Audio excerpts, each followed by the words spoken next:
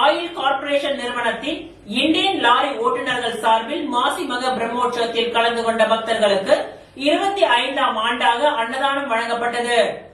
புதுவை மாநிலம் ஓதியம்பட்டு காசி விஸ்வநாதர் ஆலயத்தின் மாசி மக பிரம்மோற்சவத்தை முன்னிட்டு கடந்த 25 வருடங்களாக அருகில் உள்ள இந்தியன் ஆயில் கார்ப்பரேஷன் நிறுவனத்தின் இந்தியன் லாரி ஓட்டுநர்கள் மாசி மக பிரம்மோற்சவத்திற்கு வரும் பக்தர்களுக்கு அன்னதான சேவையை செய்து வருகின்றார்கள். அதன் தொடர்ச்சியாக தற்பொழுது 25ஆம் ஆண்டு அன்னதான நிகழ்ச்சி நடைபெற்றது.